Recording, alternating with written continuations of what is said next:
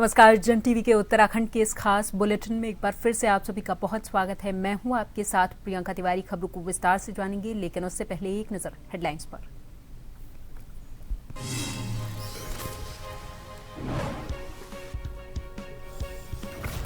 मुख्यमंत्री पुष्कर सिंह धामी का चंपावत दौरा, टनकपुर में शारदा कॉरिडोर योजना का शिलान्यास, जन संवाद कार्यक्रमों में भी करेंगे शिरकत। डोईवाला में भाजपा महिला नेताओं ने थामा कांग्रेस का दामन, रीता छेत्री सहित कई महिला कार्यकर्ताओं ने ली सदस्यता।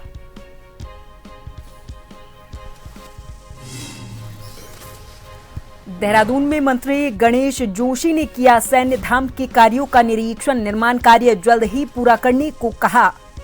बोले पीएम मोदी की परिकल्पना और प्रदेश का ड्रीम प्रोजेक्ट।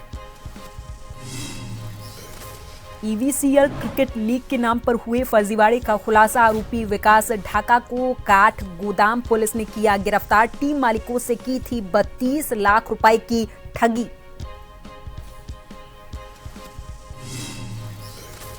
और उत्तराखंड के 4 शहरों में छाया कोहरा, विजिबिलिटी कम, पहाड़ों में दिन भर खिली रहेगी धूप। गंगोत्री में सबसे अधिक ठंड, -23 डिग्री तक गिरा पारा।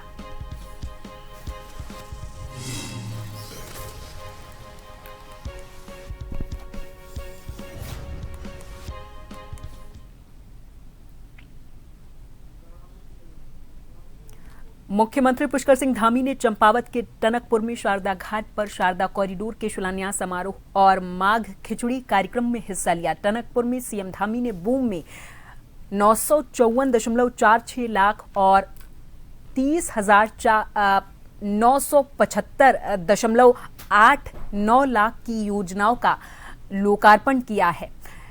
इसमें प्रथम चरण में शारदा घाट पर 107 करोड़ के कार्य होंगे। इसमें 500 मीटर लंबा घाट, फ्लड रोकने के लिए सुरक्षा दीवार, गेट, पैदल रास्ता, चेंजिंग रूम, यात्री विश्राम, शेड, लाइटिंग, कर्महरी पाठशाला, आध्यात्मिक जोन आदि कार्य शामिल हैं।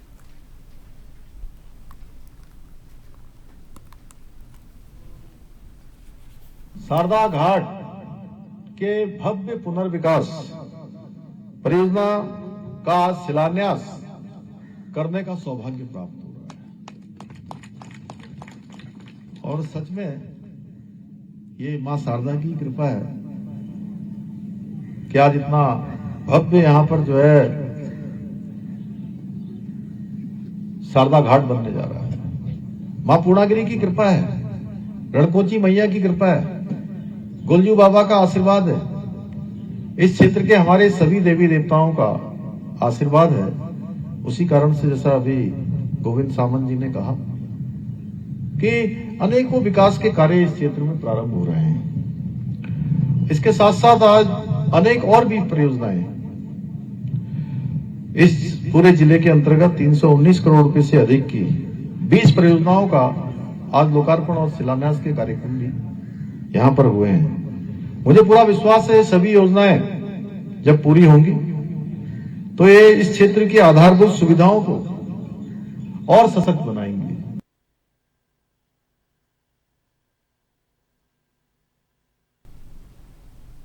विकासनगर में आज राज्यसभा के सांसद डॉक्टर कल्पना सैनी ने पत्रकार वार्ता कर हाल ही में पेश किए गए केंद्रीय बजट पर विस्तार से अपनी बात रखी।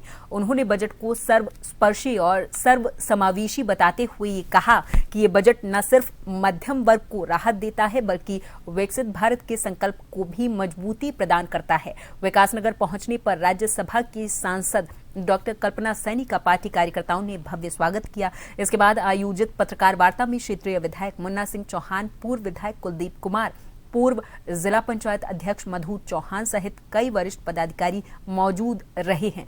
पत्रकारों से बातचीत में डॉक्टर कल्पना ने कहा कि बजट में मध्यम वर्ग के लिए आयकर छूट की सीमा बढ़ाना सरकार का साहसिक और ऐतिहासिक निर्णय है।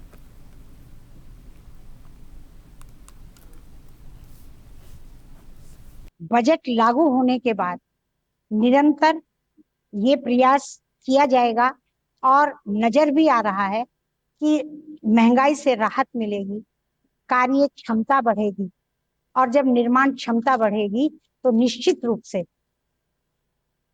महंगाई की दर कम। देखिए, हमारा पर्वतीय राज्य है और बहुत सारी विषमताएं हैं, बहुत सारी समस्याएं हैं। हमारा राज्य, अगर मैं ये कहूं कि थोड़ा अलग हटकर है, इस पर विशेष ध्यान दिया गया है, पर्यटन को बढ़ावा दिया गया है और हमारी कार्य क्षमता को बढ़ाने के लिए विशेष रूप से हमें जो हमारे स्वयं सहायता समूह हैं उनको आर्थिक रूप से सशक्त करके आर्थिक संबल मिलेगा और हमारी अपनी जो योजनाएं हैं उनमें सफलता मिलेगी। यूजीसी कानून के विरोध में दहियाकी शिव मंदिर के महंत यति राम स्वरूपानंद गिरी का आमरण अनशन लगातार तेज होता जा रहा। आज उनके आमरण अनशन का 5वां दिन है। प्रशासन के द्वारा उन्हें सिविल अस्पताल रुड़की में भर्ती कराए जाने के बावजूद महंत ने अनशन तोड़ने से साफ इनकार कर दिया है। यूजीसी कानून के विरोध में आमरण अनशन पर बैठे दहियाकी शिव मंदिर के महंत का संघर्ष और अधिक तीखा होता जा रहा है। पंच दशनाम जूना अखाड़े के महामंडलेश्वर यति नरसिंहानंद गिरी महाराज के शिष्य यति राम स्वरूपानंद गिरी ने स्पष्ट शब्दों में कहा कि चाहे प्राण चले जाए लेकिन उनका संकल्प टूटेगा नहीं। हमारे सभी अपने हिंदुओं को आपस में लड़वा करके मरवा देगा, जिससे फिर जो है गजवाए हिंद के लिए रास्ता साफ हो जाएगा और फिर अपना भारत या बहुत जल्द इस्लामिक देश हो जाएगा। आज मेरा कोई ज्यादा खराब नहीं था, अन्न जल हमने त्याग रखा था, लेकिन इसमें कोई हमारा ज्यादा स्वास्थ्य नहीं खराब था। हल्का सा जो है चक्कर आया था मुझे और फिर जो है 4-5 जो है हॉस्पिटल से जो है डॉक्टर लोग पहुंचे और एम्बुलेंस लेकर के, और उसके बाद में फिर उन्होंने जो है यूरिन वगैरह जो है लिया और फिर उसके बाद में चेक वगैरह किया और फिर तुरंत बोले आपका जो है ऐसा है कि स्वास्थ्य जो है खराब हो सकता है और आप ऐसे नहीं रहेंगे यहाँ, अब चलिए हमारे साथ, आप चलिए।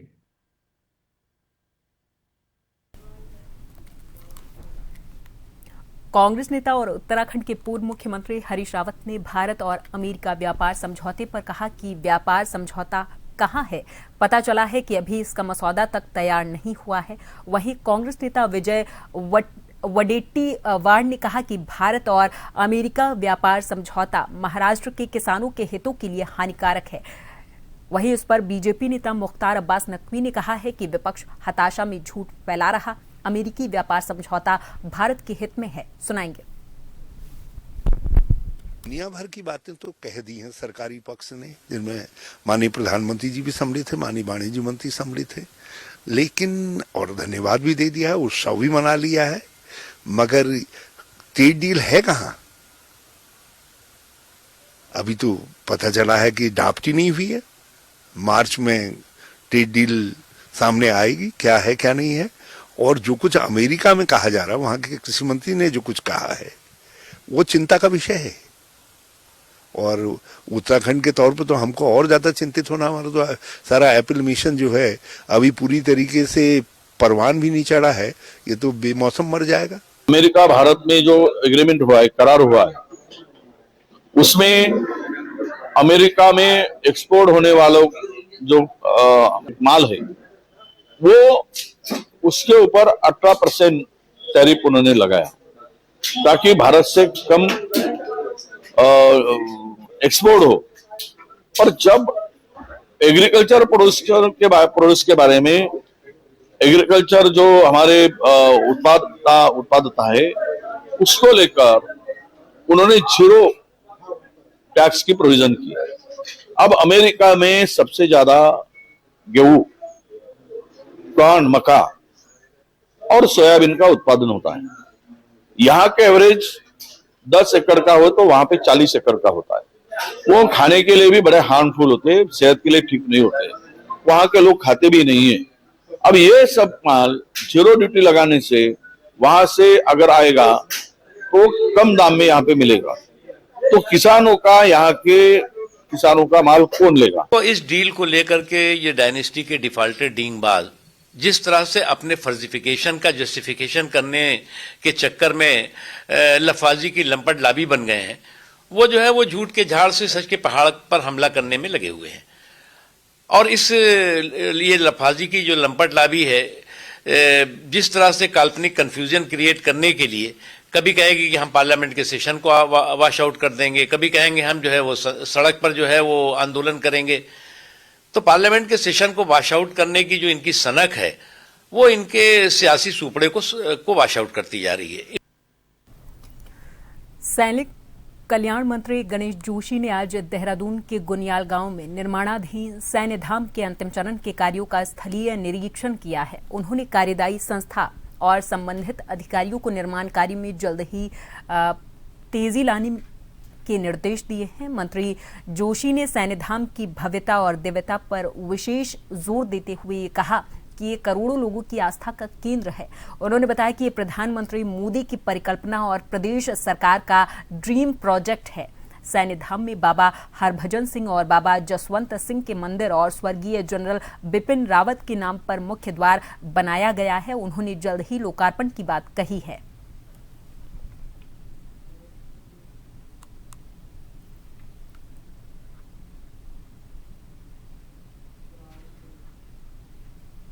काशीपुर में नगर निगम महापौर दीपक बाली के 1 वर्ष का कार्यकाल पूरा होने पर नगर निगम सभागार में कार्यक्रम आयोजित किया गया। इस मौके पर महापौर ने बीते 1 साल की उपलब्धियां गिनाते हुए ये कहा कि 792 सड़कों का निर्माण किया गया और 121 करोड़ के विकास कार्य पूरे हुए हैं। उन्होंने कहा कि प्रधानमंत्री आवास योजना के तहत 1139 परिवारों को आवास मिला। स्वच्छता, स्वास्थ्य सेवाओं और स्ट्रीट लाइट जैसी सुविधाओं में बड़ा सुधार हुआ है। महापौर ने फ्यूचर की योजनाओं की जानकारी देते हुए नागरिकों से शहर के विकास में सहयोग की अपील की है। माननीय मुख्यमंत्री श्री पुष्कर सिंह धामी जी के द्वारा 16वें वित्त में अपनी बात को, अपनी योजनाओं को, अपने पक्ष को सही से रखने के बाद 16वें वित्त आयोग में जो सिफारिश के साथ प्रस्ताव आगे गया, उसमें इस बार के बजट में मिलने वाली, जो राज्य को मिलने वाली, निकायों को मिलने वाली जो धनराशि थी वो 118% से बढ़कर जो है राज्य को मिलने जा रही है, जिससे कि जो हमारे निकाय हैं उन सब में भी ग्रांट की धनराशि बढ़कर आएगी, जिससे लगातार जो शहरी विभाग के द्वारा जो योजनाएं संचालित करवाई जा रही है निकायों में, उनमें भी बढ़ोतरी होगी और विकास के नए पंख लगेंगे। इस बार के बजट से बहुत उम्मीदें निकायों की बड़ी हैं। और यहाँ पर वक्त है एक छोटे से ब्रेक का। फौरन हाजिर होंगे कुछ और खबरों के साथ।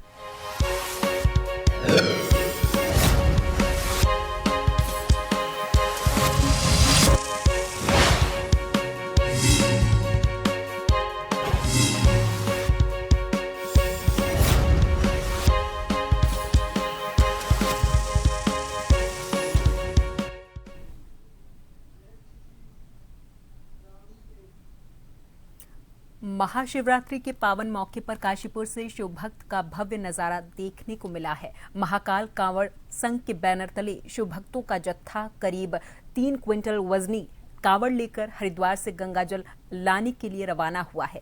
टीम के सदस्य सन्नी कश्यप ने बताया कि इस यात्रा में 45 से 50 शिव भक्त शामिल हैं, जो कि हरिद्वार से गंगाजल लाकर भगवान शिव का जलाभिषेक करेंगे।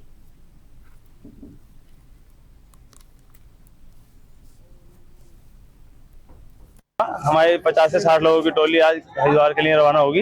हमारी ये 13वीं कांवड़ है और ये मतलब इसमें महाकाल के देवाबा के दर्शन श्रृंगार करे गए हैं 5 अलग अलग स्वरूप में। इसका 2.5 से 3 कुंटल वजन रहा है और जो कि इसकी लागत भी मैं मानो 4 से 5 लाख रुपए के बीच में आ चुकी है। इसका 2 से 2.5 महीने हो गया है चलते चलते काम को।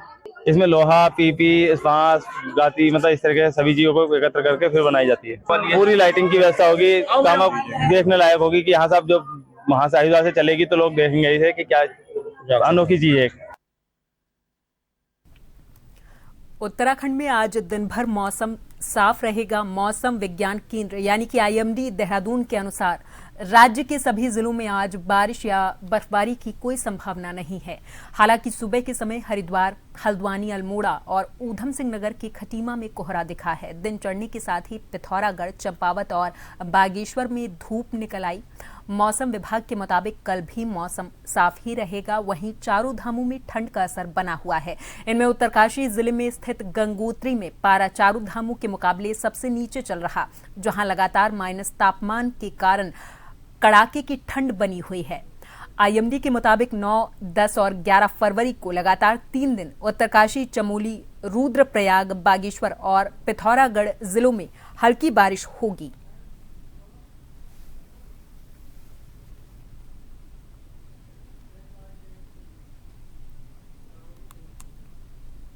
डोईवाला में भाजपा की महिला विरोधी नीतियों से नाराज होकर भाजपा की नेता रीता छेत्री सहित कई महिला कार्यकर्ताओं ने कांग्रेस की मेंबरशिप ले ली है। रीता छेत्री ने कहा कि भाजपा शासन में महिलाओं को न सम्मान मिल रहा और न ही सुरक्षा।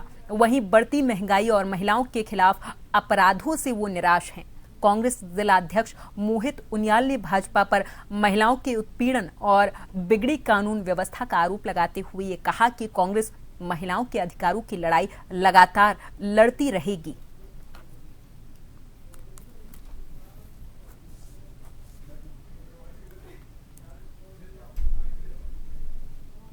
न तो महिलाओं का कोई सम्मान है और डांट कर बोलना और ना सम्मान मिलना और हर चीज। मैंने जबकि इतना टाइम समय दिया बीजेपी में, तब भी मुझे मतलब सम्मान की कमी रही मतलब इसमें, तो इस वजह से मैंने बीजेपी छोड़ी है।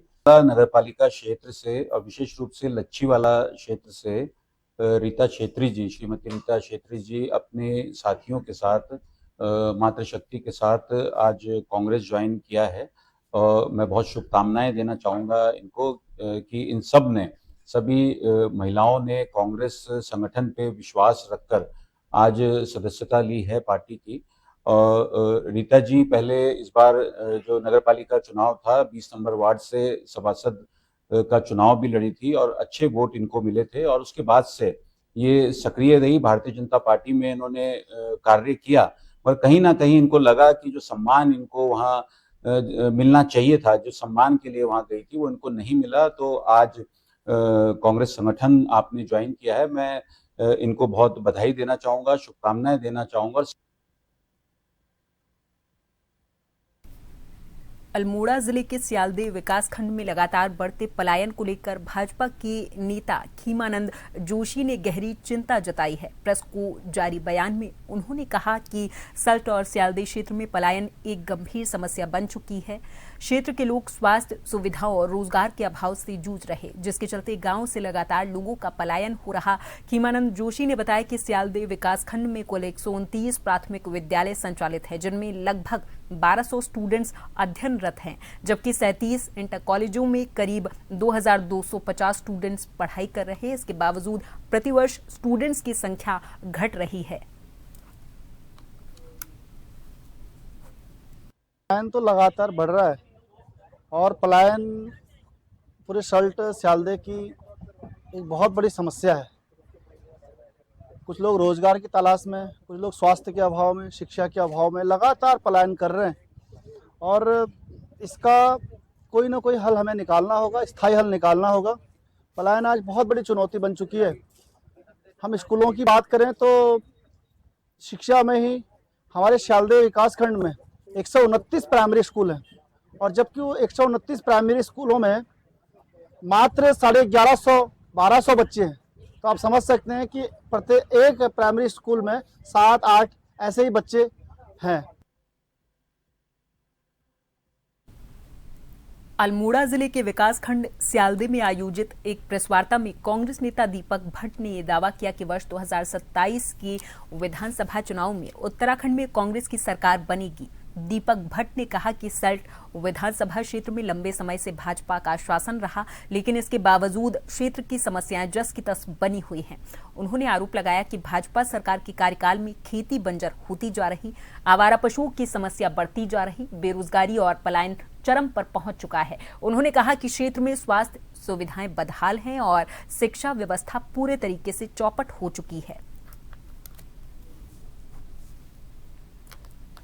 विधानसभा में विगत 20 वर्षों से भाजपा जो है शासन कर रही है। भारतीय जनता पार्टी का जो 20 वर्षों का शासन है उसके तहत चाहे खेती का बंजर होना हो, चाहे आवारा पशुओं का हो मुद्दा, चाहे बेरोजगारी हो, चाहे पलायन हो, चरम पर है। स्वास्थ्य सुविधाएं बदहाल हैं, शिक्षा व्यवस्था चौपट है। क्षेत्र में जो है पलायन की मार दिनों दिन बढ़ती जा रही है। भारतीय जनता पार्टी कुल मिलाकर के ये कहा जाएगा कि अपना इस क्षेत्र में राज करने का जो नैतिक अधिकार है वो खो चुकी है और आने वाले समय में क्षेत्र की जनता जो है उनको सबक सिखाएगी और यहाँ से निश्चित तौर पर कांग्रेस पार्टी का विधायक बनकर के जाएगा और प्रदेश में कांग्रेस की सरकार जो है बनेगी। और इसी के साथ इस बुलेटिन में फिलहाल के लिए मेरे साथ बस इतना ही। आप देखते रहें जन टीवी। नमस्कार।